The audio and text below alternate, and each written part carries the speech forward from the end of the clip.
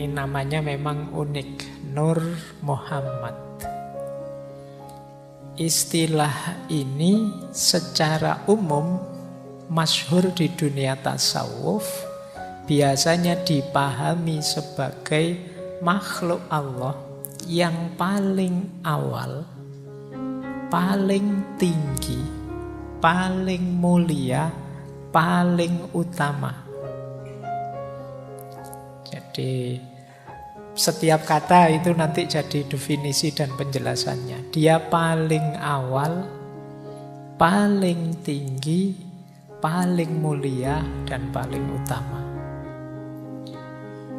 Yang kedua, Nur Muhammad ini nurnya Allah, tapi tidak sama dengan Allah. Nah, bukan zatnya Tuhan. Meskipun nanti salah satu pandangan menyatakan Nur Muhammad ini makhluk yang diciptakan sejak azali. Nanti muncul perdebatan kontroversi karena ada beberapa ulama yang bilang dia ini qadim. Nanti yang tidak terima bilang, loh satu-satunya yang qadim kan Allah. Qadim itu melintasi waktu, dia tidak berawal, dia azali. Tapi sementara biarkan ini dulu, nanti kita pahami pelan-pelan. Kemudian, kenapa sih menggunakan nama Muhammad? Kenapa dikaitkan dengan nama Nabi kita, Muhammad Sallallahu Alaihi Wasallam? Karena tidak ada satu makhluk pun di dunia ini yang bisa merepresentasikan Nur Muhammad ini secara sempurna selain kekasihnya yang namanya Muhammad. Jadi dia ini makhluk pertama yang nanti jadi awal ciptaan yang lain. Karena dia yang pertama, yang paling dekat dengan Allah, tentu saja dia paling mulia. Nah, yang bisa menerjemahkan nur ini secara purna paripurna itu ya Nabi Muhammad. Bahkan ada nanti pandangan bahwa ya memang nur ini pengejawahan tahannya ya nanti dalam Nabi Muhammad. Jadi meskipun dia sudah diciptakan paling awal, tapi nanti manifestasinya terakhir di Nabi terakhir dan paling utuh, paling sempurna, Nabi Muhammad Sallallahu Alaihi Wasallam. Nah, nanti nama lainnya banyak. Kalau ini bisa teman-teman baca di Futuhatnya Ibnu Arabi. Ada kolam a'la, ada akal awal, ada amrullah, ada ar-ruh, ada al-malak, ada ar-ruh al-ilahi, ada ruh al-qudus, ada hak al-makhluk bih, ada yang ini mungkin teman-teman pernah dengar, syajaratul baidho. Syajaratul baidho itu pohon cahaya. Kenapa pakai istilah pohon cahaya? Karena Nur Muhammad ini seperti satu pohon yang darinya keluar banyak ranting dedaunan, yang itu analogi atau isyarat dari semua makhluk yang lain nanti keluarnya melalui Nur Muhammad ini. Nah, makanya dia disebut istilah syajaratul baidho, pohon cahaya. Oke, pokoknya dipahami dulu, ini namanya definisi, ya dimengerti dulu saja, nanti uraiannya di belakang. Jadi dia ciptaan Allah yang paling awal, dia paling utama, paling mulia, dan yang mampu memanifestasikannya secara sempurna utuh itu Nabi Muhammad. Bahkan ada yang bilang Nabi Muhammad itulah pengejawantahannya Nur Muhammad, sehingga ya namanya disebut Nur Muhammad. Oke, ini pengertian umumnya. Nah, maka nanti ini ada pandangan Nur Muhammad itu tidak persis identik dengan Nabi Muhammad sebagai sosok seorang manusia. Jadi Nur Muhammad itu bukan persona manusia, Nabi atau Rasul akhir zaman. Tetapi tidak bisa dipisahkan dengan Nabi Muhammad sebagai person. Karena Nabi Muhammad itu representasi Nur Muhammad seutuhnya. Jadi intinya nanti ini sebenarnya. Meskipun nanti ada ulama yang agak berlebihan, ada juga ulama yang sama sekali anti. Oke. Jadi dasarnya ini dulu. Sekarang kita masuk ke dalilnya dulu. Pak, gagasan-gagasan seperti Nur Muhammad ini apa ada dalilnya, Pak? Jangan-jangan 100% ngarang. Ternyata ya ada. Meskipun nanti untuk yang hadis ada beda-beda pandangan tentang kehujahannya. Kalau tentang Quran mungkin ada yang beda pandangan tentang tafsirnya. Tapi yang jelas ada. Misalnya, kalau yang Al-Quran itu, coba nanti dicek ya, surat Al-Ma'idah ayat 15. Ya ahlal kitab, qad ja'akum rasuluna yubayyinu lakum katsiran mimma kuntum tuhfuna minal kitab. Wahai ahli kitab, sungguh telah datang padamu Rasul-Rasul kita, utusan kita, yang menjelaskan pada kalian banyak hal yang tersembunyi dari kitab wahyunya Allah. Wa ya'fu an katsir, dan dia banyak memberi pemaafan. Nah, ini loh yang dimaksud Nur Muhammad tadi. Qad ja'akum minallahi nurun wa kitabum mubin. Sungguh telah datang pada kalian nur. Yang nur ini ya tafsirnya Nabi Muhammad. Wa kitabum mubin, dan kitab yang maha menjelaskan.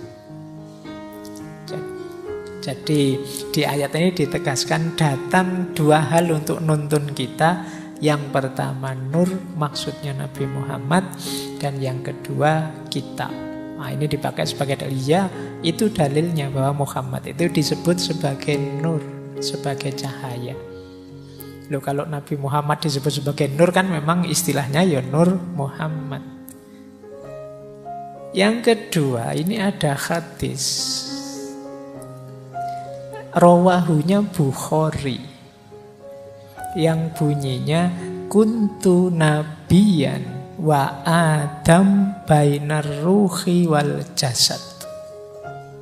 Aku sudah jadi nabi sementara Adam itu masih ada di antara ruh dan jasad. Berarti kan sebelumnya Nabi Adam. Dan ini ada di Bukhari. Silahkan nanti dicek, dianalisis. Yang ketiga ada hadis. Ini diriwayatkan oleh Jabir. Cuma saya mengambilnya dari kitabnya Syekh Nawawi Al-Bantani. Madarijus Su'ud ila Iktisail Burud. Yang artinya begini, saya langsung baca artinya ya. Kalau saya ngomong Arab terus kamu roaming nanti. Jadi ini hadis dari Jabir. Satu ketika Rasulullah ditanya tentang awal sesuatu, apa sih Rasulullah yang pertama diciptakan oleh Allah.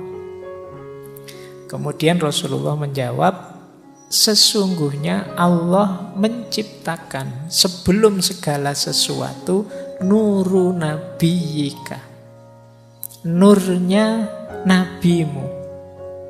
Faja'ala dzalikan nur yaduru bil qudrah. Kemudian menjadikan nur itu beredar, berputar dengan kodratnya sesuai kehendaknya Allah. Dan saat itu belum ada waktu, belum ada lauhil mahfud, wala kolam, belum ada kolam, belum ada surga, belum ada neraka, belum ada malaikat, belum ada manusia, belum ada jin, belum ada bumi, belum ada langit, belum ada matahari, belum ada rembulan. Nanti kalian cek ya hadis ini. Ini juga kontroversi, ada yang membantah, ada yang membenarkan. Dari sisi sanad, nah, silahkan yang ahli hadis membahas itu. Tapi yang jelas ada ternyata yang jadi pijakan naklinya. Baik, kita lanjutkan ya. Ini materinya agak panjang banyak, jadi kalian ambil nafas agak panjang malam hari ini. Saya khawatirnya menangkapnya setengah-setengah, jadi sekalian saya tuntaskan. Nah, selanjutnya satu ayat yang paling banyak dipakai untuk menjelaskan Nur Muhammad ini, yaitu ayat surat An-Nur ayat 35. Ini pernah saya bahas di sesi ngaji filsafat yang judulnya Filsafat Cahaya. Silahkan dicari, saya tidak akan menjelaskan detail. Yang bunyinya Allahu nurus samawati wal ard mathalu nurihi kamiskatin fiha misbah, dan seterusnya. Semoga yang istiqomah ngaji ingat ketika sesi filsafat cahaya itu. Ayat ini nanti jadi awal munculnya ide yang puncaknya ide tentang Nur Muhammad. Jadi kita awali dari sini nanti. Baik ya, tidak saya baca full. Ini sudah saya jelaskan satu sesi penuh 2 jam. Kalau saya bahas lagi berarti malam ini bahas itu lagi 2 jam selesai ngajinya. Nah, sekarang kita lanjut. Pokoknya malam hari ini agak serius ini. Lanjut ya. Sekarang genealoginya kalau bahasanya Nietzsche ya. Kita lacak asal usulnya. Perkembangan historis seperti apa munculnya gagasan Nur Muhammad ini. Gagasan ini paling awal banyak disebut diawali dari tafsirnya Syekh Muqatil bin Sulaiman. Syekh Muqatil bin Sulaiman ini dari Balkh. Kadang-kadang nulisnya Syekh Muqatil bin Sulaiman al-Balkhi. Balkh itu ya Afghanistan. Beliau ini sejaman dengan Imam Abu Hanifah. Kalau Imam Abu Hanifah bidang fikih, kalau beliau ini dikenal ya bidang tasawuf dan ahli tafsir.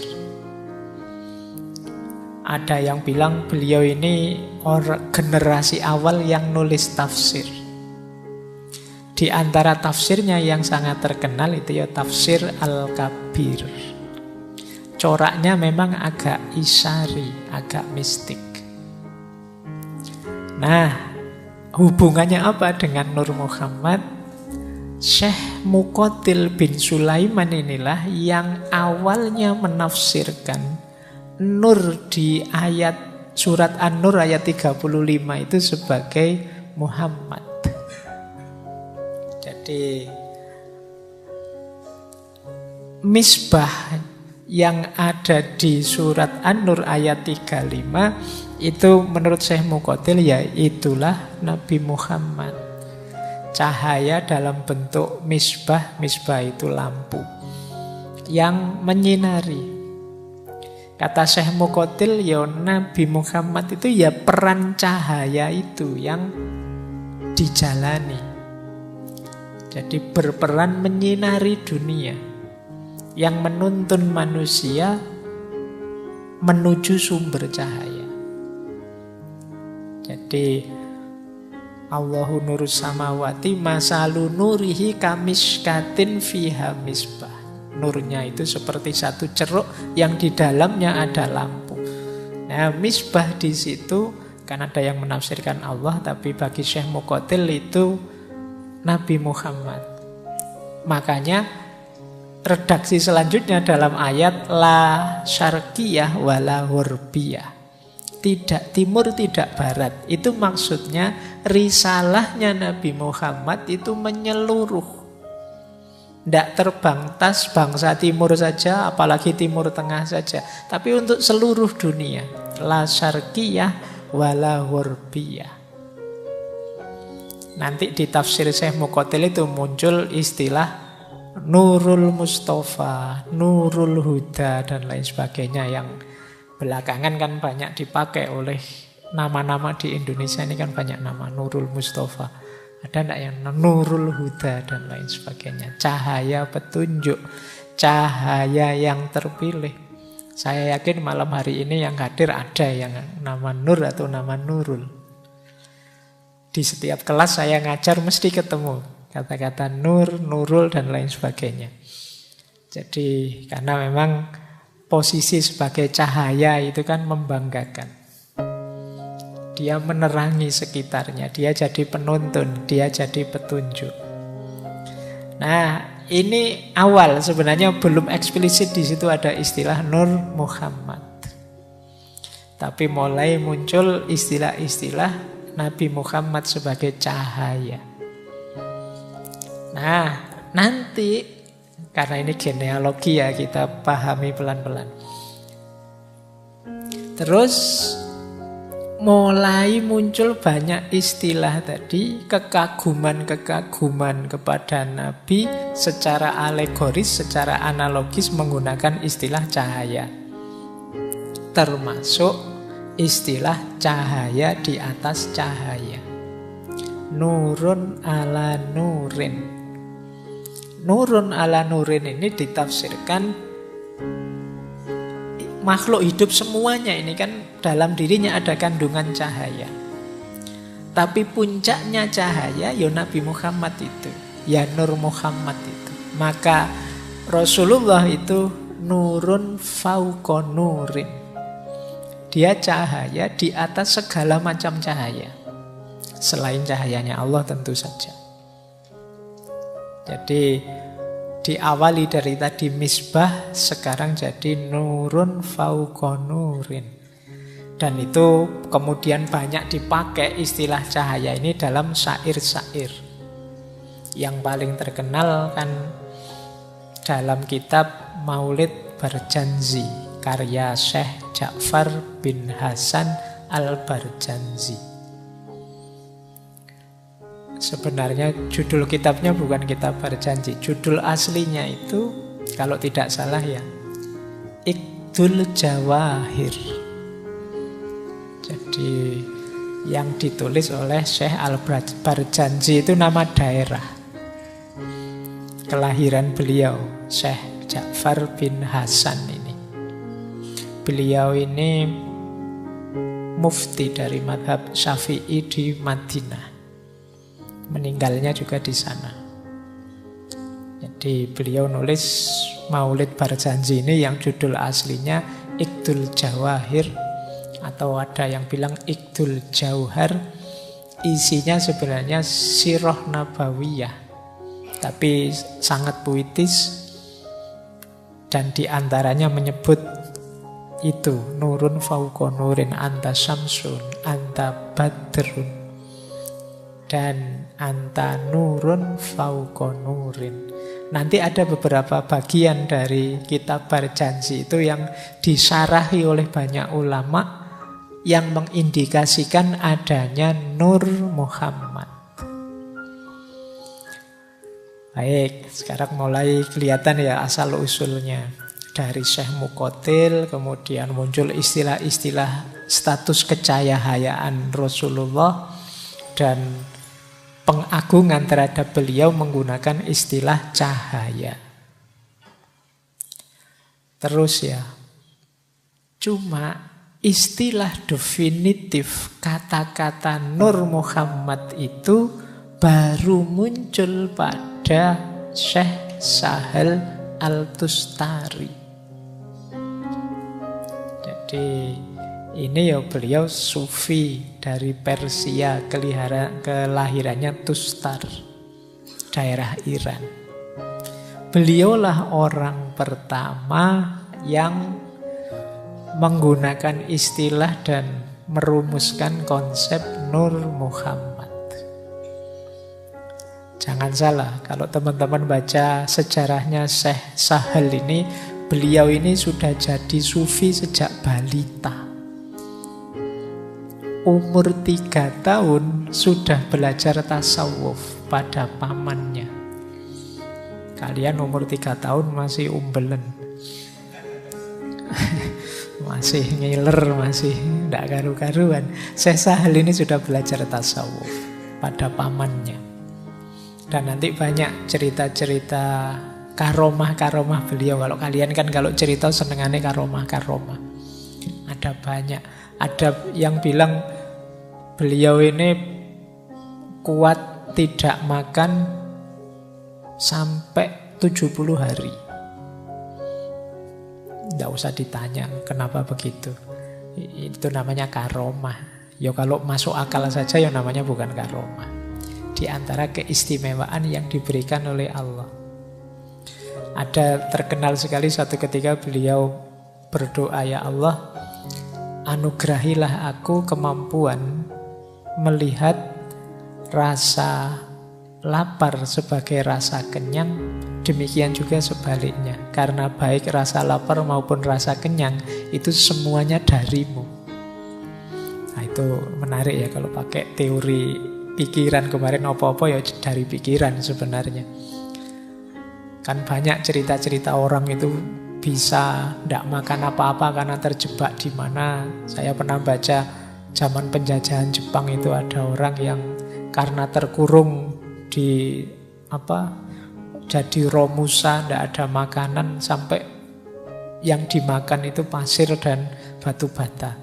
Sehingga sampai merdeka pun dia masih punya kemampuan makan batu bata itu. Loh ternyata bisa.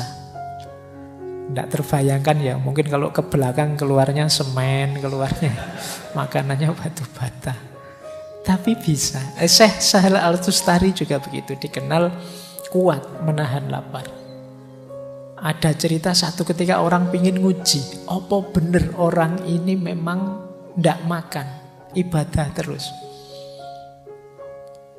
Ternyata pernah pula, ternyata makan. Tapi bukan makan sembarang makan. Jadi ada riwayat satu ketika orang yang sekian lama meneliti itu melihat di satu malam saat beliau ibadah malam, Syekh Sahal ini tiba-tiba muncul dari pintunya masjid itu datang seekor kambing. Entah dari mana. Yang oleh Syekh Sahal terus diajak ngobrol, bicara dengan bahasa Persia. Di riwayatnya memang diajak ngobrol dengan bahasa Persia, mungkin kambing Persia. Kalau kambing Jawa mungkin diajak ngomong bahasa Jawa. Nah, setelah itu Syekh Sahal ngambil gelas, kemudian dari kambing itu beliau mendapat susu dan diminum. Jadi ternyata ada karomah yang lain. Jadi beliau tidak nyari makan, tapi makanannya datang. Ini kan prinsipnya para sufi, orang-orang yang sudah ada di makom tajrid, itu dia sudah tidak mikir dunia lagi karena dia pasrahkan sepenuhnya urusan dunianya pada Allah. Jadi dia tidak ngurusi lagi besok aku makan apa, kerja apa, dapat apa. Itu sudah di luar pikirannya. Dia hanya fokus menomorsatukan Allah saja. Urusan duniaku biar diurusi Allah. Ini namanya orang yang sudah nyampe makom tajrid. Nah, cuma jangan ditiru. Makommu belum ada di sini. Kalau kita kan, ini kalau pakai istilahnya Syekh Ibnu Athaillah, makom kita itu masih makom asbab. Masih sebab akibat. Kalau pengen kenyang ya makan. Kalau pengen dapat makanan ya punya uang. Kalau pengen punya uang ya kerja. Ini sebab akibat, kita masih ada di situ. Jangan gaya di makom tajrid. Jadi kalau orang di makom asbab kok terus ambisius pingin naik ke makom tajrid, kata saya Ibnu Athaillah itu namanya hawa nafsu. Tapi kalau sudah nyampe makom tajrid, yo jangan mau repot seperti orang di makom asbab, itu namanya degradasi. Jadi setiap orang sesuai makomnya. Lupa kan enak nanti yang di makom tajrid, nanti dia berarti levelnya lebih tinggi dari kita. Ndak.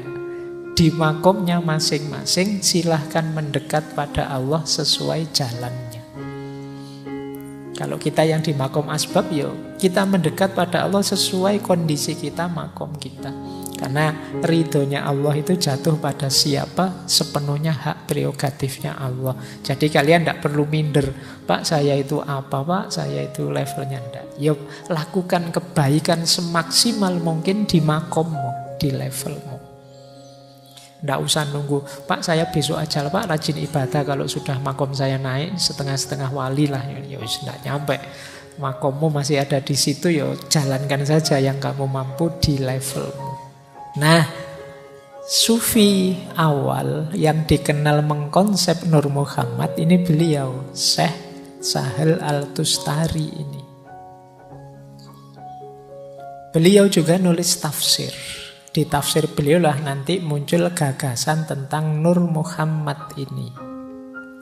Jadi menurut Syekh Sahal Al-Tustari, ini konsep-konsep yang saya jelaskan di awal tadi banyak ngambil antara lain dari konsep awal Syekh Sahal Al-Tustari ini.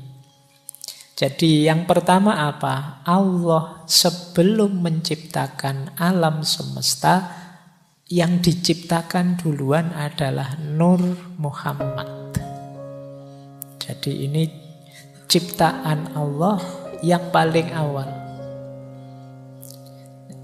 Mungkin ada yang protes, kok begitu sih Pak, kok tidak nyambung sih Pak. Kata Syekh Nawawi Al-Bantani, loh itu hak prerogatifnya Allah, mau menciptakan yang awal itu apa.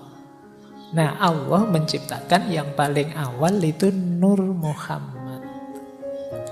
Nah dalam Nur Muhammad ini, ya dia memang disebut Nur. Anggap saja wujudnya cahaya, meskipun jangan mendefinisikan cahaya seperti lampu listrik sekian watt ini.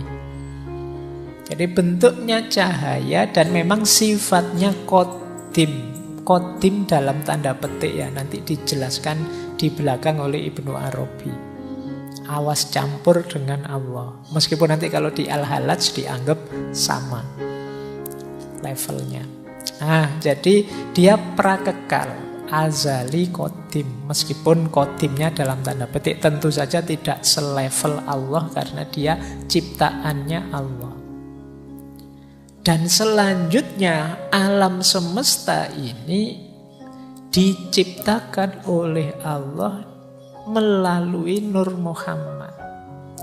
Makanya tadi oleh Ibnu Arabi pakai istilah syajaratul baida, seperti pohon yang keluar banyak ranting cahaya. Jadi dari Nur Muhammad inilah nanti muncul banyak makhluk-makhluk dari level paling transenden sampai level materi. Jadi dia semacam sumbernya eksistensi.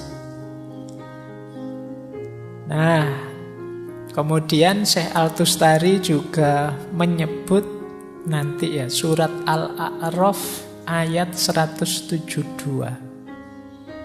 Ayat ini kan kadang membuat kita bingung. Di ayat itu disebut sebelum kita ada, di situ ada perjanjian antara kita dengan Allah. Yang di situ Allah tanya pada kita, alastu bi rabbikum. Kemudian kita jawab bala syahidna. Kan terus kita protes, kapan saya jawab itu? Saya tidak merasa ada loh. Kok katanya dulu ada terus jawab. Nah, kalau di tafsirnya Syekh Tustari ini yang jawab itu ya Nur Muhammad. Dia potensi yang nanti melahirkan kita. Cikal bakal yang dari situ muncul kita. Bahkan ya dalam tafsirnya, dalam ceritanya, Nur Muhammad ini begitu diciptakan, dia sujud pada Allah sekian ribu tahun. Jadi makanya saat itu ada perjanjian, oke, makhluk akan lahir semua, tapi sebelum dimunculkan diajak berjanji. Jadi semacam disuruh syahadat dulu. Ditanya oleh Allah, alastu birabbikum, bala syahidna. Apakah engkau menganggap aku Tuhanmu? Bukankah aku ini Tuhanmu? Terus jawab, bala syahidna. Nah, itu ada yang nafsir, yaitu Nur Muhammad, yang dia potensi semua makhluk nantinya. Nah, oke, ya nanti Syekh Tustari juga menjelaskan manusia itu ada muridin, ada murodin. Muridin itu sisi fisiknya, kemanusiaan kita. Kalau murodin itu hakikat diri kita yang paling dalam, yang di situ ada Nur Muhammad. Baik, saya lanjutkan ya. Ini masih sejarah, masih kita jelajahi dulu asal-usul dan perkembangan konsepnya. Nah, ini boleh nanti teman-teman cari ya. Ini referensinya Syekh Sahal Al-Tustari, tafsir beliau yang tafsir Al-Quran Al-Azim. Kalimat yang saya kutip antara lain ini, Muhammad yang secara harafiah artinya yang terpuji, diyakini sebagai perwujudan sempurna, cahaya azali yang juga merupakan sumber penciptaan alam semesta, termasuk para nabi dan seluruh keturunan manusia. Ia adalah manifestasi pengagungan sempurna atas zat Allah karena telah menyembah langsung di hadiratnya selama 1 juta tahun ketika masih berbentuk cahaya. Oh, berarti saya tadi keliru bilang ribuan, 1 juta tahun. Meskipun sebenarnya maknanya 1 juta tahun itu bisa kita maknai sangat lama. Ketika bala syahidna tadi. Meskipun eksistensi dan esensi Nur Muhammad bukan eksistensi dan esensi sejati. Kenapa tidak sejati? Karena dia sekedar cahaya yang diciptakan, tetapi dia adalah cahaya Allah yang memancar darinya sebagaimana sinar dan kehangatan memancar dari matahari. Jadi kalau diibaratkan cahaya matahari, Allah itu mataharinya, cahaya itu Nur Muhammad. Cahayanya adalah Nur Muhammad. Jadi ini pakai ibaratnya Syekh Sahal Al-Tustari. Makanya ya beda. Cahaya matahari dengan matahari kan beda. Tapi dekat. Sangat dekat. Bahkan nyambung. Nanti seluruh cahaya, seluruh terang di muka bumi ini ya muncul dari situ. Oke, ini tokoh kedua yang disambungkan dengan Nur Muhammad. Tokoh ketiga, muridnya Syekh Sahal antara lain Abu Mansur Al-Hallaj. Ini pernah kita bahas satu sesi khusus.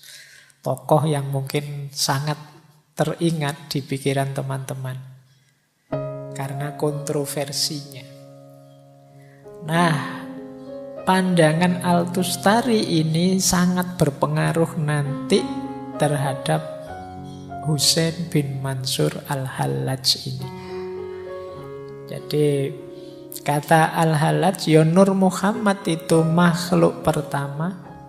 Dialah Muhammad spiritual karena nanti ada Muhammad material, ya Nabi Muhammad itu. Dia adalah sumbernya semua makrifat. Dia adalah cahaya semua wujud. Jadi menurut Al-Hallaj ya, Muhammad itu punya dua hakikat. Yang pertama hakikat cahaya, Kemudian yang kedua, hakikatnya sebagai manusia yang terikat oleh ruang dan waktu. Sebagai cahaya, ya Muhammad adalah di atas semua ciptaan. Dia sebelum semua ciptaan, tapi sebagai nabi beliau yang terakhir. Jadi ini di antara penjelasannya Al-Hallaj. Nah, yang menarik dari Al-Hallaj nanti yang berhubungan dengan gagasan kontroversial tentang takhallul. Jadi Nur Muhammad ini, yang cahaya Tuhan ini, hakikatnya adalah tajallinya Allah. Tajalli Allah itu ketika Allah menampakkan kehadirannya. Ketika Allah memanifestasikan keberadaannya melalui ciptaannya.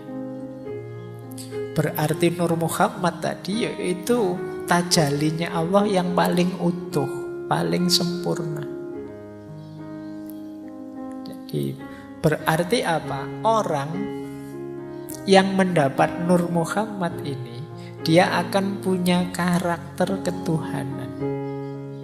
Karena karakternya Nur Muhammad ini yang paling mirip dalam tanda petik ya dengan Allah, dengan Tuhan. Karena dia tajallinya Allah yang paling utama, yang paling dekat, yang paling pertama.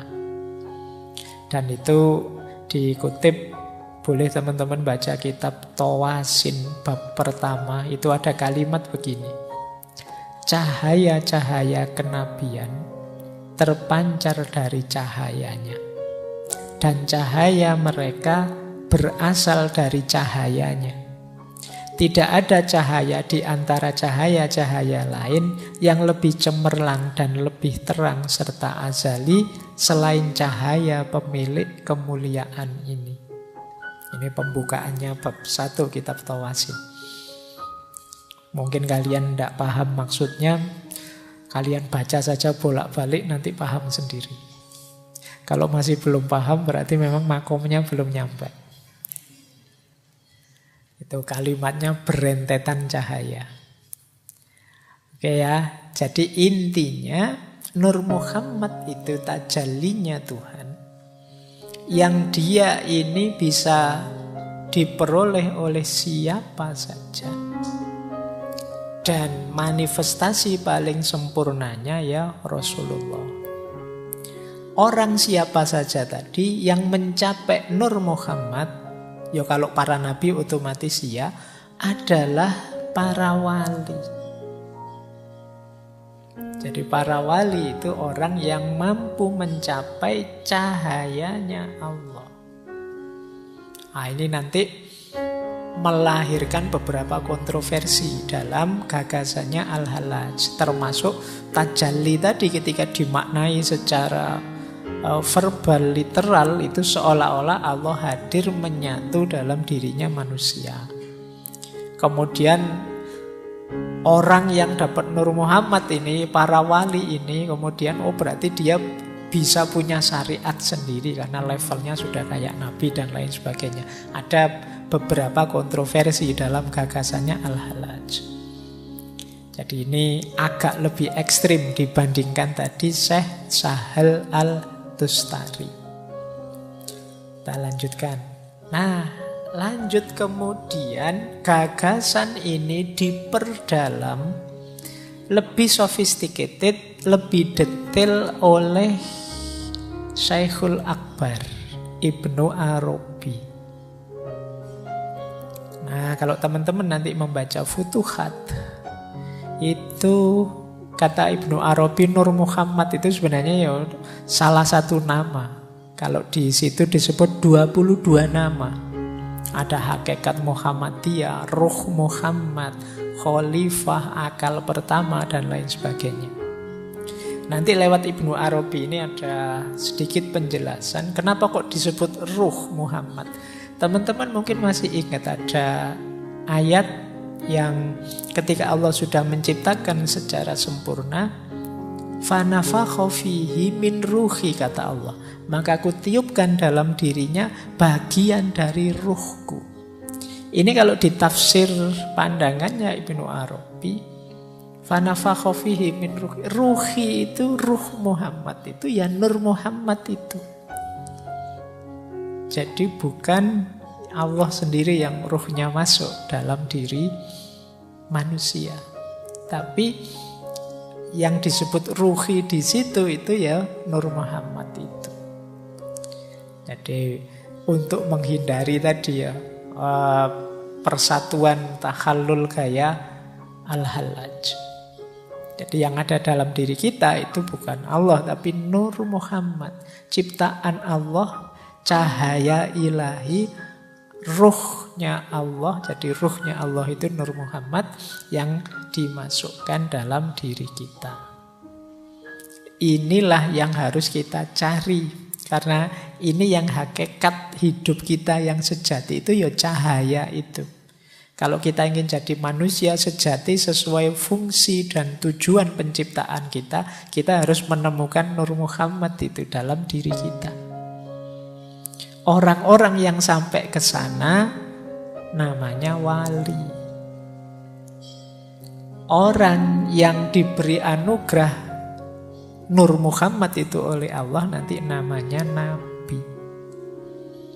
Jadi ini penjelasan dari Ibnu Arabi. Kenapa sih kok nur Muhammad itu lahir?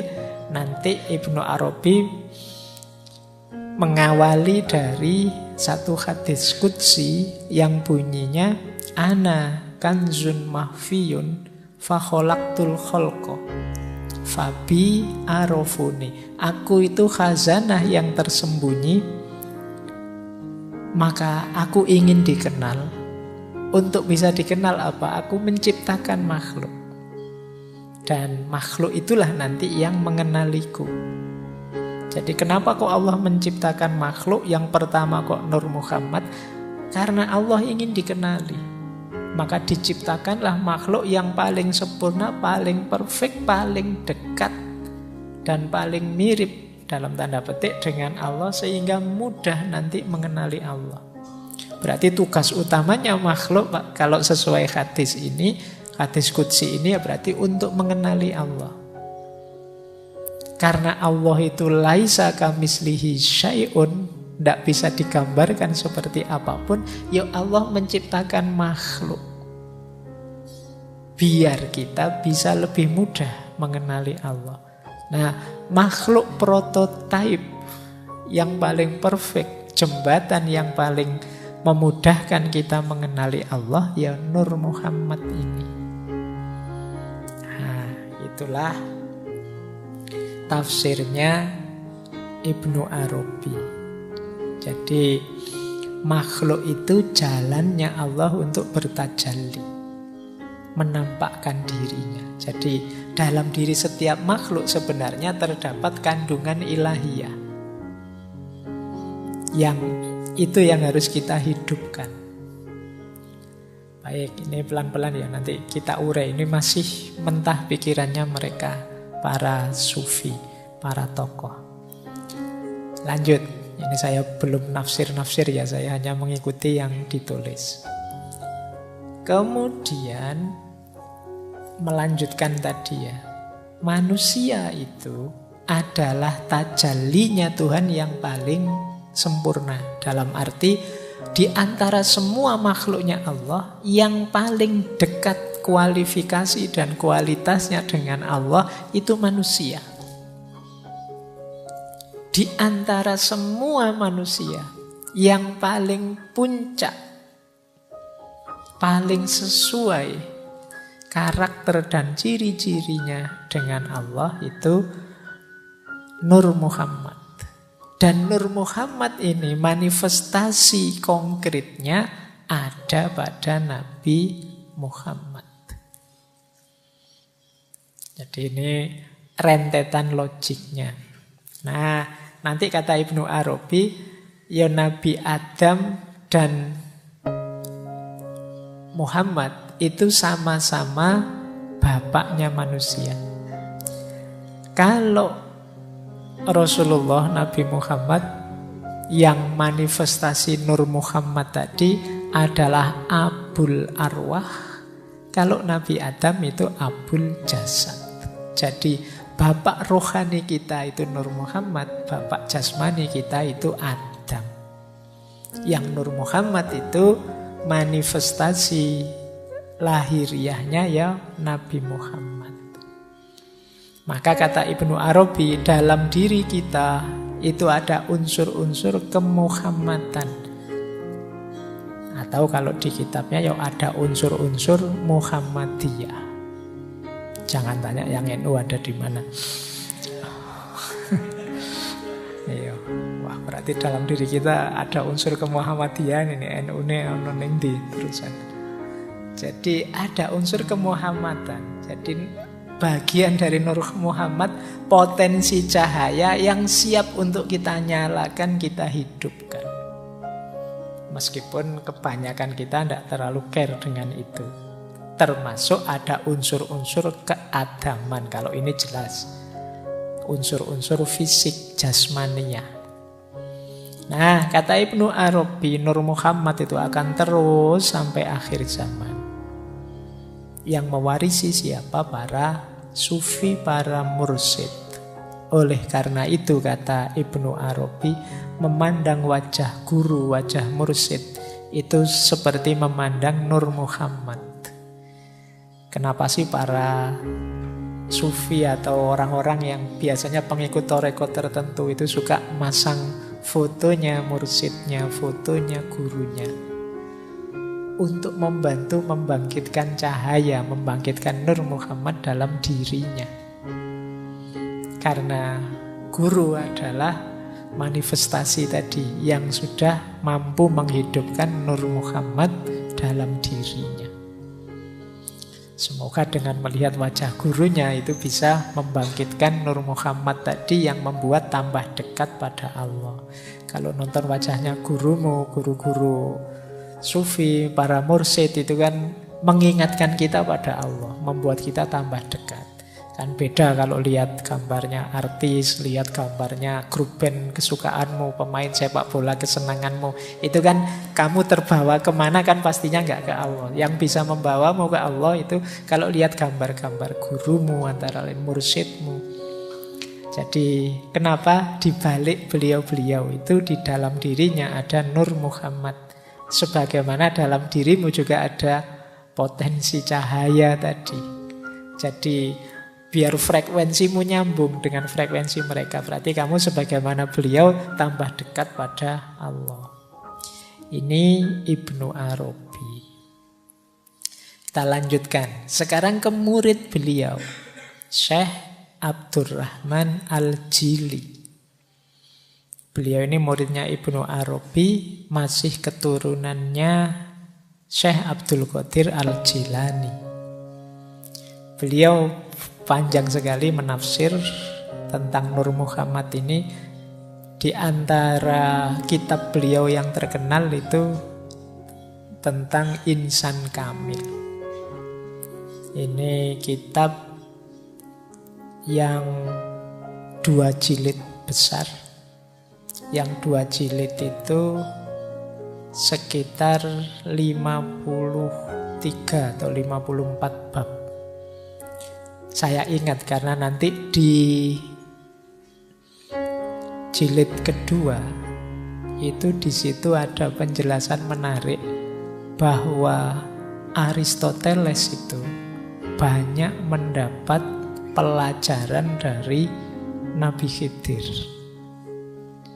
Coba kamu cari penjelasan itu di tulisannya Syekh Abdurrahman Al-Jili ini tentang Insan Kamil.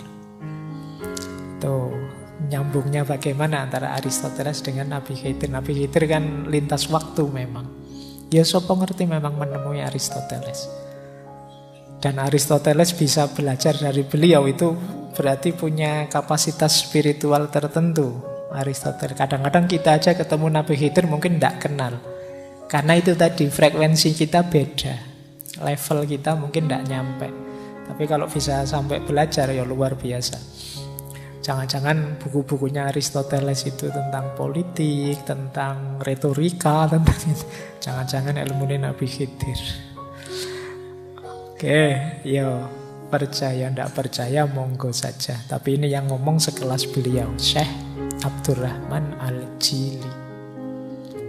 Baik, ada beberapa yang mungkin perlu kita garis bawahi dari Syekh Al-Jili ini. Beliau melanjutkan gurunya tentang tadi ya, kuntu kanzan mahfiyan fa ahbabtu an u'rafa fa khalaqtul khalqa fa bi arafuni. Aku adalah khazanah tersembunyi, kemudian aku ingin dikenal, lalu kuciptakan makhluk, dan dengan makhluk itu mereka mengenali aku. Nah, kata-kata kholqo tadi, kata Syekh Abdurrahman Al-Jili, tegasnya fa khalaqtul kholqo itu berarti fa khalaqtu Nur Muhammad. Maka aku ciptakan Nur Muhammad yang jadi sebabnya alam semesta. Kemudian Nur tadi masuk dalam diri para nabi, para rasul, para aulia, orang-orang soleh yang menjadi cerminnya Allah, yang menggambarkan dirinya, namanya, sifatnya, dan af'alnya. Jadi ini mungkin lebih realistis tafsirnya Syekh Al-Jili. Jadi ya ndak di semua orang, karena mungkin ada orang yang jahat, ada orang yang gelap. Fabi arafuni tadi, dengan makhluk mereka mengenaliku, ya makhluk yang baik, yang soleh, yang dekat dengan Allah, yang sadar ketuhanannya Allah. Dan itu para nabi, para aulia, para ulama yang dalam dirinya Nur Muhammad ini hidup. Dari merekalah orang bisa sadar, bisa kenal tentang Allah. Jadi dari orang-orang soleh, para nabi, para ulama, para aulia, mereka inilah yang menghidupkan Nur Muhammad dalam dirinya. Jadi ini tafsirnya Syekh Abdurrahman Al-Jili. Nah, nanti beliau panjang menjelaskan, oh Nur Muhammad itu setelah Allah menciptakan Nur Muhammad, Allah menciptakan surga neraka, lalu menciptakan wujud ulia, terus menciptakan wujud sufla, dan lain sebagainya. Nur Muhammad itu sendiri akan lahir secara fisik sempurna dalam diri Nabi Muhammad Sallallahu Alaihi Wasallam. Nah, ini tafsirnya Syekh Abdul Karim Abdurrahman Abdul Karim Al-Jili. Lanjut ya. Nah, beliau saya bilang tadi nulis kitab Insan Kamil. Insan Kamil ini adalah perwujudan Nur Muhammad. Dan hanya Nabi Muhammad yang bisa disebut insan kamil yang hakiki. Nabi-nabi yang lain ya memang perwujudan insan kamil. Para ulama, para aulia iya, mungkin dalam diri kita sedikit iya. Tapi perbandingan insan kamil yang lain dengan Nabi Muhammad, kata Syekh Abdul Karim Al-Jili, itu perbandingan antara yang sempurna dan yang lebih sempurna. Yo, insan kamilnya nabi-nabi yang lain juga para wali sempurna, namanya kamil. Tapi Rasulullah ini lebih sempurna, memanifestasikan insan kamil.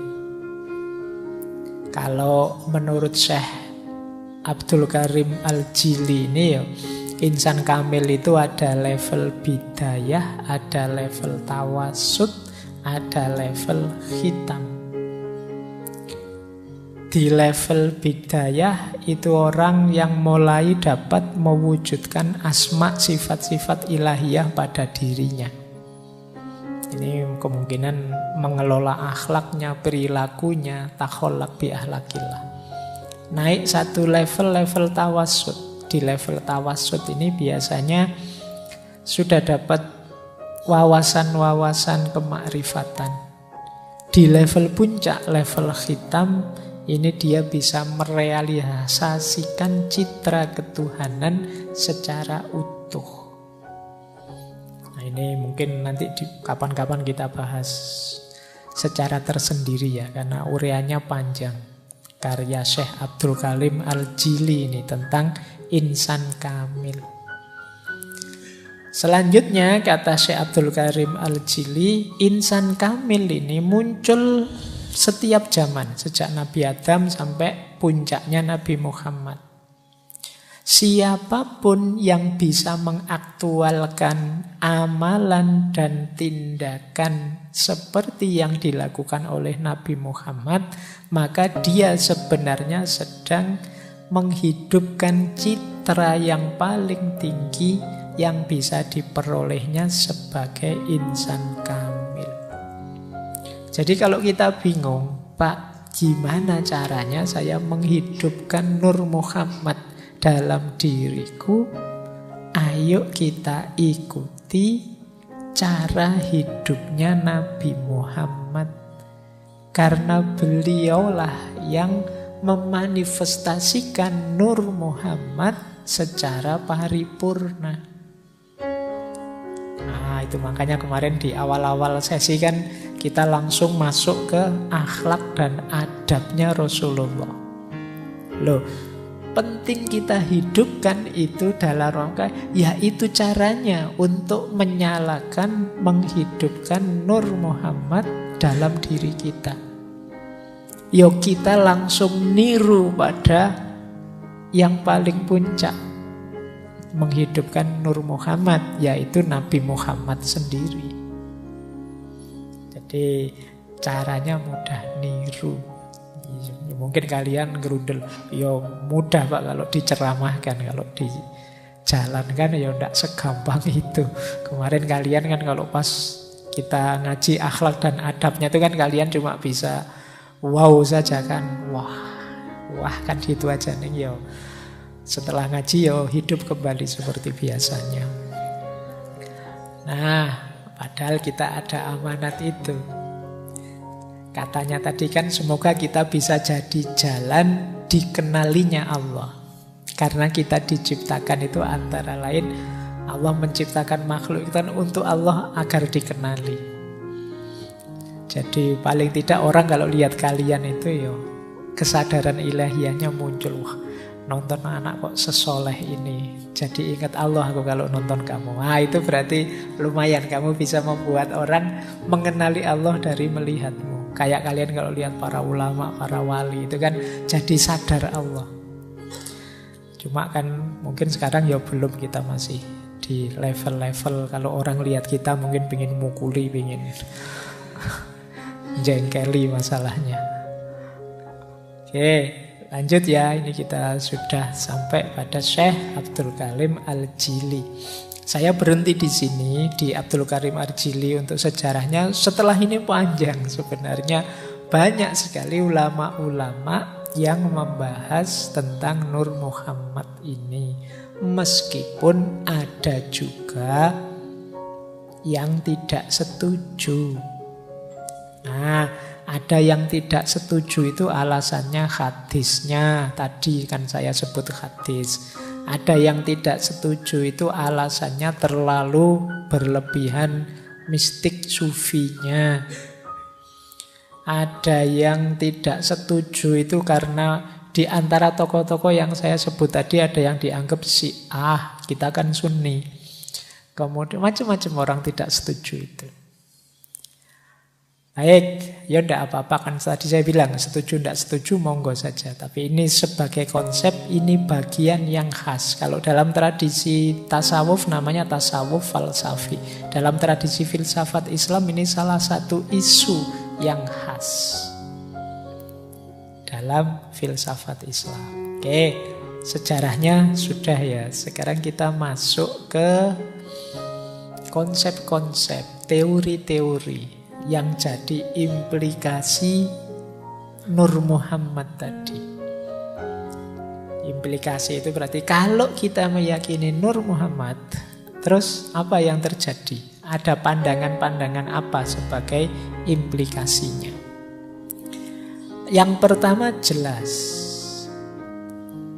kalau kita menerima Nur Muhammad, berarti ciptaan pertama itu Nur Muhammad. Yang itu Mungkin polanya berbeda dengan yang kita pahami selama ini. Tentang ciptaan itu kan dalam Islam ada 3 teori penciptaan itu. Ada teori kun, penciptaan dari tiada, kun fayakun. Ini kan paling sering kita pakai. Allah itu ya pingin apa-apa tinggal kun fayakun. Ada model faid. Faid itu emanasi. Jadi emanasi itu pelimpahan. Faid itu dalam bahasa Persia itu kadang nulisnya faiz. Jadi saya pernah ke Iran itu ada tulisan besar sekali faiz itu. Aku GR, aku terkenal di sini. Ternyata itu faid, jadi pelimpahan, emanasi. Emanasi itu logika sederhananya makhluk itu tercipta dengan cara melimpah. Mungkin sulit kalian membayangkan melimpah itu ya. Melimpah itu karena gini loh. Sesuatu kalau kun fayakun kan kayak sulapan. Abrakadabra ada, terus kun fayakun. Apa saja terus yang diinginkan Allah hadir ada. Kalau melimpah itu, karena ini para filosof biasanya tidak mungkin ada sesuatu tercipta tanpa ada bahan dulu sebelumnya. Pasti ada bahannya. Loh, kalau begitu ciptaan itu juga apapun itu ada bahannya. Lah kalau ciptaan paling awal, sebelum ada apa-apa, bahannya apa terusan? Karena tidak ada apapun, ya tentu saja yang ada hanya Allah saja. Berarti ya bahannya ya Allah itu. Berarti apa? Melimpah dari dirinya Allah. Jadi ciptaan itu ya sumbernya Allah juga. Makanya ciptaan itu berjenjang. Kenapa? Ya kalau sumbernya Allah kan tidak mungkin termasuk yang jelek-jelek juga sumbernya Allah. Yang levelnya bawah seperti materi kan tidak mungkin. Nah, berarti apa? Ya nanti berjenjang. Limpahan pertama, limpahan kedua, limpahan ketiga, dan seterusnya. Termasuk pandangan Nur Muhammad ini. Berarti kalau pakai emanasi, ya limpahan pertamanya Allah itu Nur Muhammad. Dia paling sempurna, kenapa? Dia paling dekat dengan Allah. Makhluk selanjutnya yang melimpah dari Nur Muhammad tadi. Nah ini kalau kita pakai teori emanasi. Kalau pakai teori kun fayakun, ya berarti kun fayakunnya Allah itu Nur Muhammad. Selanjutnya kun fayakunnya melalui Nur Muhammad itu. Segala potensi kehidupan, segala potensi makhluk ada dalam diri Nur Muhammad. Itu pun hasil kun fayakunnya Allah. Ada yang ketiga namanya tajalli. Kalau ini terkenal di para sufi. Jadi tajalli itu adanya makhluk karena asmanya Allah. Allah ingin memanifestasikan dirinya. Nah ini kayak ketiga. Banyak kalau teman-teman baca tasawuf itu kan ya manifestasi tajallinya Allah. Makhluk apapun itu dalam dirinya ada unsur ilahiyahnya. Ini gaya sufistik. Jadi dalam Islam ada 3 perspektif ini tentang penciptaan makhluk, penciptaan alam semesta. Ada gaya kun, ada gaya faid, ada gaya tajalli. Ini di berbagai ngaji filsafat. Kalau kalian jeli beberapa kumpulan pandangan ini ada. Jadi berarti apa? Ya ada sedikit pergeseran ketika orang menerima Nur Muhammad tadi. Kalau selama ini orang kun itu rasanya kayak Allah itu sibuk sekali. Kun ini, kun itu. Terus kan kun terus. Alam semesta ini banyak. Tapi begitu ada Nur Muhammad, enggak. Kunnya Allah yang pertama, ya Nur Muhammad itu. Nanti segalanya muncul dari sana. Ada lagi versi faith. Kalau faith itu ya limpahan Allah yang pertama, ya karakter Nur Muhammad tadi. Dan terus alam semesta melimpah selanjutnya dari situ. Kalau tajalli, ya tajallinya Allah yang paling utuh, paling sempurna, mendekati sifat-sifat dan asmanya Allah, ya Nur Muhammad. Yang dari tajalli dalam Nur Muhammad inilah muncul makhluk-makhluk yang lain. Baik, ini implikasi pertama, pandangan tentang penciptaan. Implikasi kedua, kalau ini gambar hubungan tentang Allah dan ciptaannya. Ini yang mendengarkan rekaman suara saja nanti akan bingung karena harus lihat gambarnya. Yang pertama model, kalau dalam ilmu tasawuf atau mistisisme yang bulat besar itu model namanya panteistik. Kalau yang kanan, yang bulat kecil-kecil itu namanya model namanya panenteistik. Ini kalau dalam filsafat agama. Panteistik itu Allah meliputi segala sesuatu. Tuhan ada dalam segala sesuatu. Nah, gambarnya seperti itu. Jadi mungkin mudahnya ya, kalau dalam Al-Quran ada ayat wallahu bikulli syai'im muhit. Allah itu meliputi segala sesuatu. Meliputi itu kan sekeliling kita ini ya ilahiyah semua. Meliputi kayak misalnya ada satu barang di tangan saya terus saya genggam. Itu kan barang ini diliputi oleh tangan saya.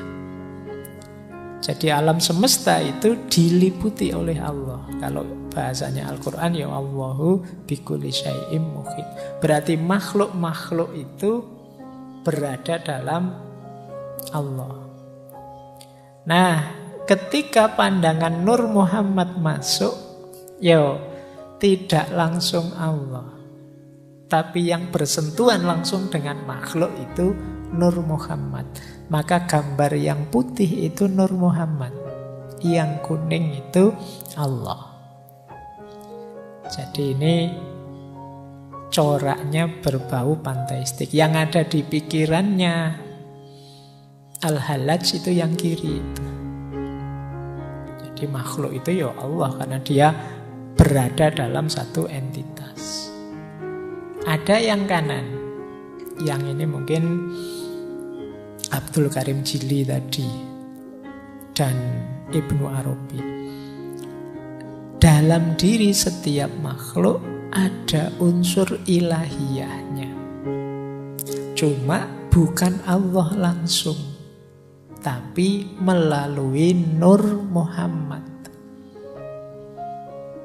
Jadi berarti apa? Yang saya bilang tadi wa nafakha fihi min ruhi itu sebenarnya yang disebut cahaya ruh dalam diri kita itu ya Nur Muhammad itu.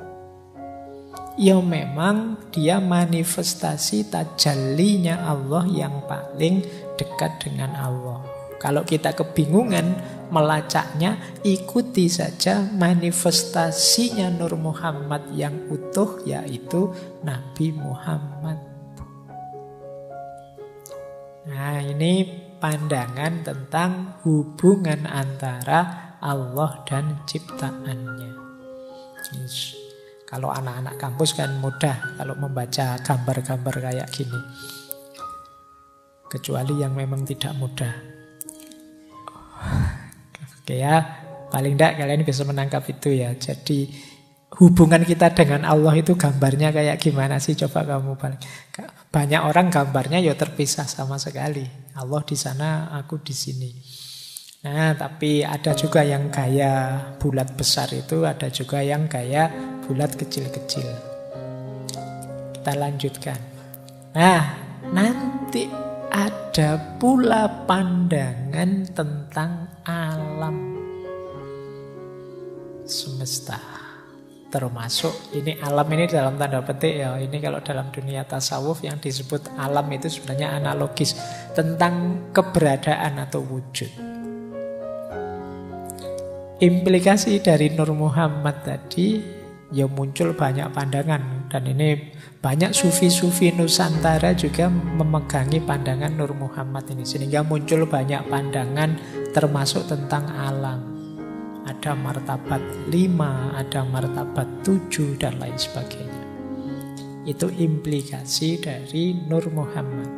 Nah, dalam dunia tasawuf, alam itu ada 6 level. Ini saya ambil salah satu teori saja untuk memudahkan kita membaca tentang semesta-semesta, tentang wujud. Ada yang paling eksklusif, namanya alam hahut. Kalau di Inggris kan mungkin hines, tentang kediaan. Ini alam paling tidak mungkin dijangkau, yaitu yang berhubungan dengan zatnya Allah. Inilah yang laisa kamislihi syai'un. Inilah alam yang ghaibul ghuyub, paling misteri, paling tidak mungkin dijangkau. Allahnya sendiri di level zat. Ini yang mungkin maksudnya hadis, jangan memikirkan tentang zatnya Allah. Larangan ini bukan untuk mengekang kebebasanmu, tapi sebenarnya karena menyayangimu, biar kamu tidak buang waktu sia-sia, tidak akan nyampe. Allah yang di level ahadiyah. Ini level alam hahut, alam kediaan. Nah, ada lagi yang kedua, namanya alam yahud. Alam yahud ini level wahdah namanya, level keesaan. Di sini muncullah yang tadi kita kenal sebagai Nur Muhammad dari cahayanya. Allah itu nur dan cahayanya itulah namanya Nur Muhammad. Nah, ini Allah di level kediaannya dan Nur Muhammad. Jadi kalau di yang pertama hanya Allah saja, di yang kedua sudah ada Nur Muhammad. Ini alam wahdah. Kemudian alam ketiga, alam lahut. Alam lahut ini ya Allah, Nur Muhammad dan sifat-sifatnya plus potensi segala macam makhluk dalam Nur Muhammad. Jadi ini alam level 3, namanya alam wahdaniyah. Wahdaniyah itu satu-satunya. Kalau wahdah itu kesatuan, keesaan. Kalau ahad itu ketunggalan, sudah tidak bisa dijangkau. Jadi yang ketiga alam lahut. Di alam lahut ini Allah, ada Nur Muhammad dan makhluk, tapi dalam potensi yang ada dalam diri Nur Muhammad. Ini alam level 3. Lanjut. Saya tidak tahu kalian, pokoknya diikuti saja ya. Ngaji malam hari ini sampai mana penangkapanmu. Kapan-kapan sopo ngerti 10-20 tahun lagi kamu jadi wali, kamu dengerin lagi ngaji ini. Terus ya, yang keempat namanya alam Jabarut. Alam Jabarut ini nanti disebut wahidiyah, kesatuan. Dari kata-kata Jabar, Jabar itu kekuasaannya Allah. Nah, kalau tadi makhluk itu potensial, sekarang makhluk itu lahir dalam bentuk jiwa secara umum. Di sini nanti ada Lauhil Mahfud, ada Ummul Kitab, ada kolam. Ini di alam Jabarut ini.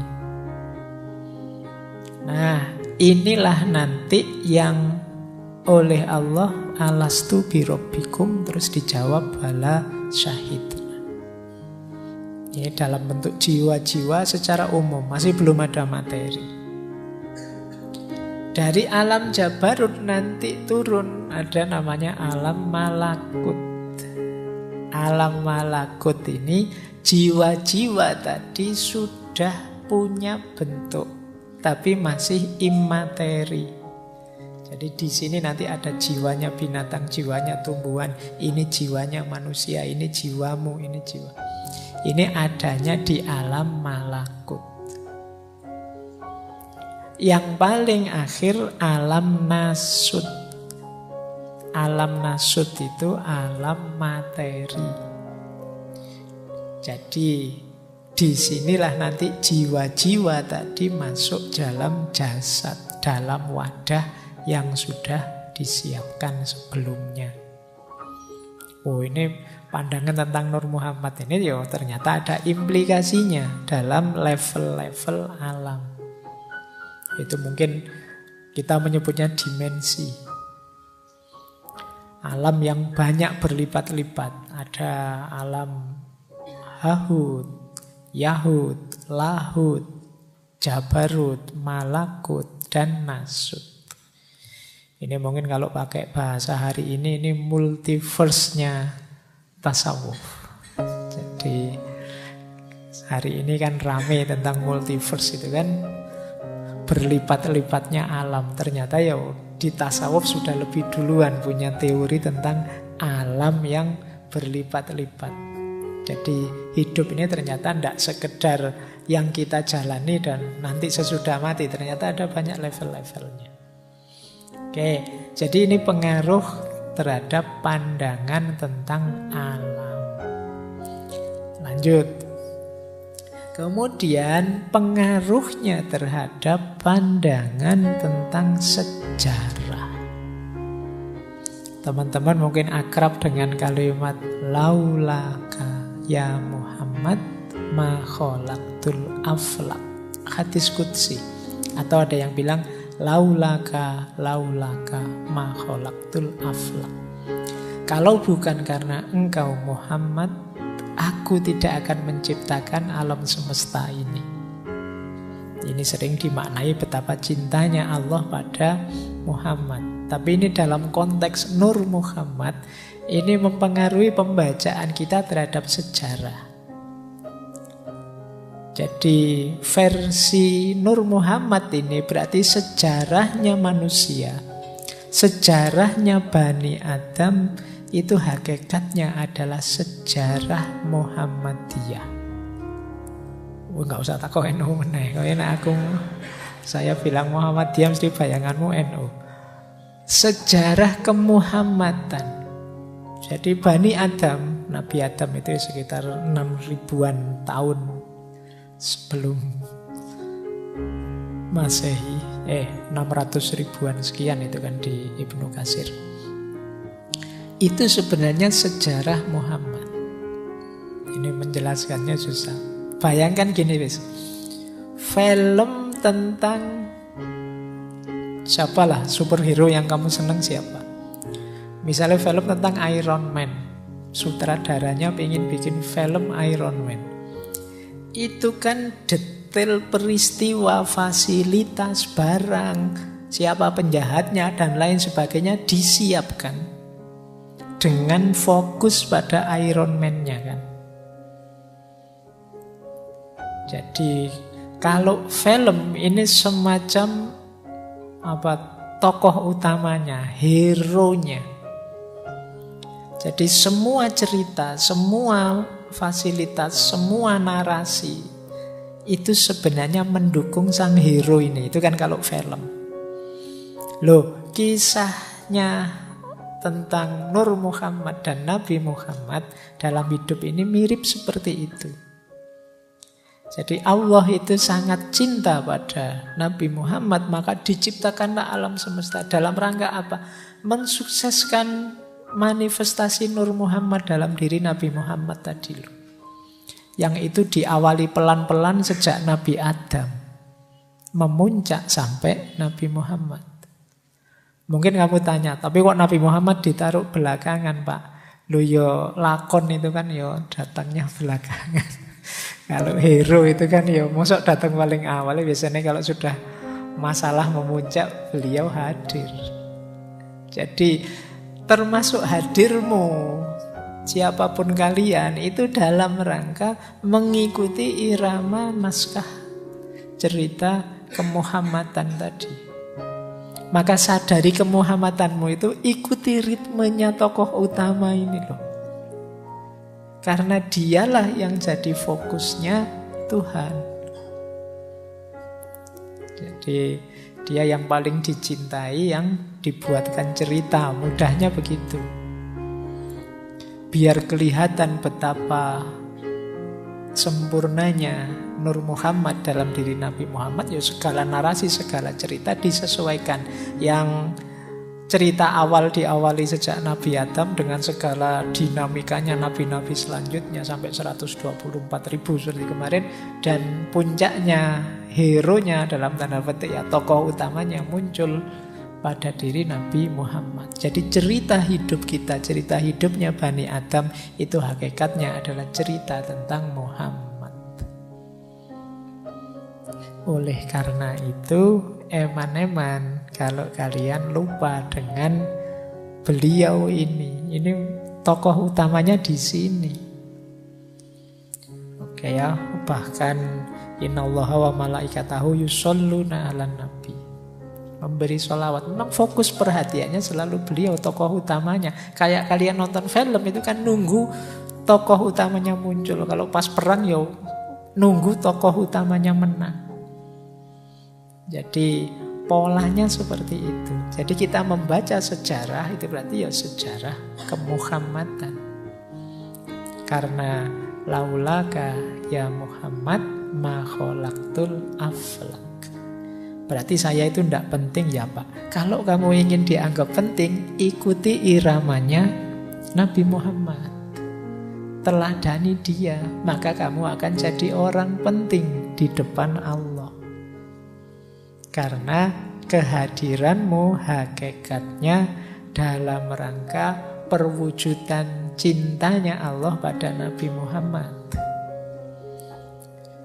Oke, ayo nanti kamu renungi lagi ya hakikat kedirianmu. Cuma ini memang berat diterima karena manusia itu egois.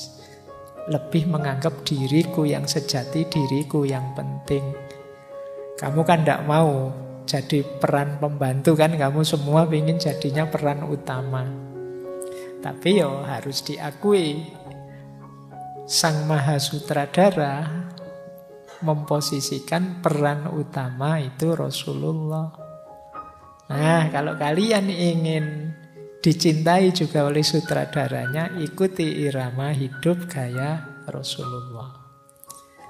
Baik, jadi ini diantara makna dari Nur Muhammad tadi, termasuk kalimat yang masyhur ini, laula kaya Muhammad ma khalaqtul aflak. Kalau bukan engkau wahai Muhammad, aku tidak akan menciptakan alam semesta. Baik, kita lanjut. Satu lagi implikasi pemahaman dari Nur Muhammad tadi. Dari situ nanti, dari pandangan tentang nur tadi, berarti cahaya itu ada spektrumnya, ada tingkatannya. Ada cahaya yang hakiki, ada cahaya imateri, ada cahaya materi. Ini kita lihat ya, ini menjelaskannya pelan-pelan. Saya kasih contoh saja. Cahaya yang paling bawah misalnya, cahaya materi. Materi itu berarti yang fisik. Fisik yang mengikuti ritme cahaya. Misalnya kebaikan. Kebaikanmu sedekah. Ketika kalian sedekah misalnya memberi uang fakir miskin, Ini kan jenis aktivitas cahaya, cuma sifatnya materi, kelihatan. Di balik kalian bersedekah materi ini, di balik itu ada cahaya imateri, yaitu cahaya jiwamu, namanya sifat dermawan. Sifat dermawan ini sebenarnya di balik itu ada bentuk paling ideal dari sifat dermawan, misalnya yaitu ketika kalian bisa dermawan sekaligus ikhlas, tidak mengharap apa-apa selain Allah saja. Karakter puncak kedermawanan semacam ini itu karakternya Nur Muhammad. Dari mana sumbernya karakter puncak Nur Muhammad semacam ini? Dari cahaya yang hakiki, yaitu Allah. Jadi ini level-levelnya cahaya. Kalian belajar misalnya, membaca buku. Membaca buku itu belajar. Ini cahaya materi, di level materi. Aktivitas yang baik, aktivitas yang soleh. Sifatnya kan kematerian, kelihatan, bisa dilihat oleh panca indera, tapi jenisnya cahaya.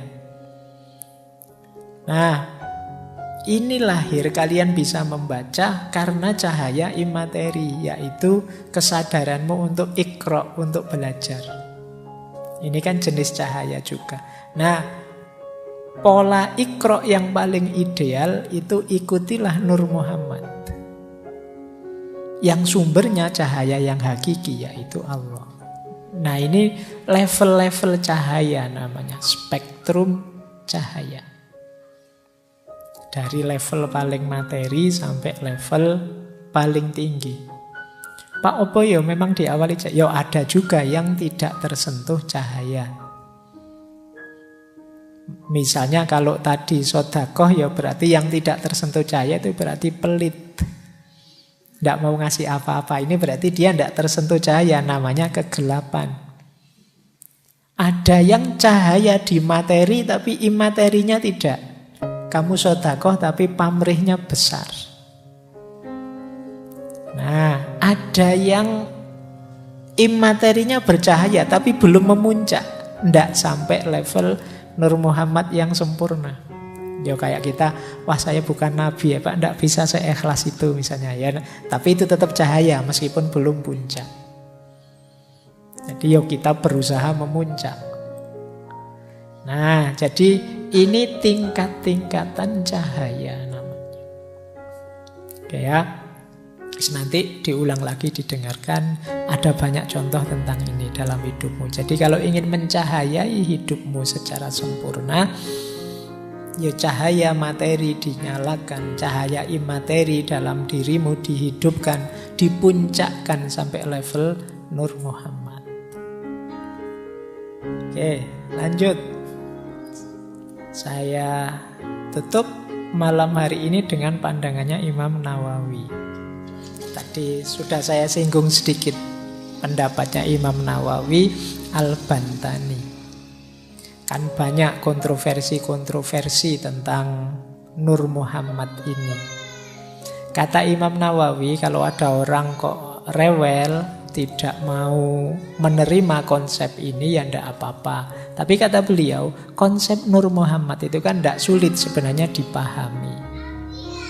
Karena dia statusnya adalah makhluknya Allah. Bukan Allah kok. Dia itu ciptaannya Allah. Yang pertama, sebelum menciptakan makhluk lainnya. Keimanan kita, kata Syekh Imam Nawawi Al-Bantani, kepercayaan kelompok Ahlus Sunnah wal Jamaah tidak akan cacat, ternoda, terkontaminasi atau sesat hanya karena mempercayai konsep Nur Muhammad. Kepercayaan kepada Nur Muhammad tidak membuat kita jatuh pada lubang tasbih atau musyrik, menyerupakan Tuhan atau menyatukan Allah dengan Nur Muhammad. Nur Muhammad ini statusnya makhluk, tidak sama dengan Allah. Hanya saja makhluk yang paling utama, yang paling mulia, yang paling penting di hadapan Allah. Dan itu kan hak prerogatifnya Allah untuk menciptakan makhluk yang paling awal siapa dan apa. Nah, ini komentarnya Imam Nawawi Al-Bantani. Itu kitabnya sudah saya tulis, silahkan dicari. Kitabnya bisa di-download gratis, tapi bahasa Arab. Ya, judulnya Madarijus Su'ud ila Iksa'il Burud. Isinya mensyarah Barzanji. Baik, terakhir, saya tidak berani panjang-panjang.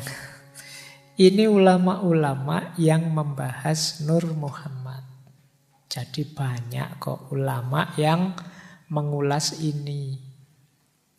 Mulai Syekh Abdul Qadir Jailani, Syekh Abdullah Arif, Imam Jalaluddin As-Suyuti dan gurunya Jalaluddin Al-Makhalli melalui kitab Jalalain, Imam Qostolani, Imam Zarqoni, tadi Syekh Ja'far Barjanzi, Syekh Yusuf An-Nabhani, ini kakeknya Syekh Taqiyuddin An-Nabhani yang HTI. Tapi ini kakeknya, beliau ini sufi.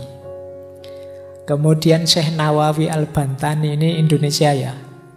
Syekh Nuruddin Ar-Raniri, Syekh Abdul Rauf Singkili, Syekh Abdus Somad Falimbani, Syekh Muhammad Nafis Al-Banjari, Syekh Daud Al-Fattani. Fattani itu Padang. Tuan Guru Haji Ahmad bin Haji Yusuf bin Abdul Karim Kelantan. Allamah Abu Abdullah As-Syekh Muhammad bin Ahmad Illisi. Ada yang membaca Ilyusi. Ini beliau yang mensyarah, menghasiah kitab Barzanji. Kemudian Syekh Muhammad Basri Al-Manzalawi, Syekh Sayyid Usman bin Abdullah bin Yahya, Syekh Muhammad bin Ismail Daudi Al-Fatani, Syekh Zainal Abidin Al-Fatani, Syekh Ahmad bin Muhammad Zain Al-Fatani, Syekh Usman bin Syiabuddin Pontianak Al-Funtiani, Syekh Abdul Hamid bin Ali Kudus. Dan sebenarnya masih banyak. Ini untuk mengingatkan saja, banyak ulama-ulama yang membahas dan menerima konsep Nur Muhammad ini. Yo, sebagian besar memang dari tradisi tasawuf. Ini saya sebut ini dalam rangka sopo ngerti ada yang bingung nyari judul tesis. Bisa nyari bahan di situ. Nur Muhammad menurut siapa, kan biasanya ngono. Silahkan kalau ada yang ingin membahas. Baik, saya kira malam hari ini itu ya. Saya tidak bisa menangkap sejauh mana kalian bisa memahami materi malam hari ini. Tapi paling tidak sedikit-sedikit semoga kita mulai ngerti. Oh, itu toh yang dimaksud Nur Muhammad itu, yang banyak didiskusikan dan sering membawa kontroversi-kontroversi. Oke, teman-teman, setuju atau tidak setuju itu hak masing-masing orang, jangan gegeran. Perbedaan itu sunnatullah.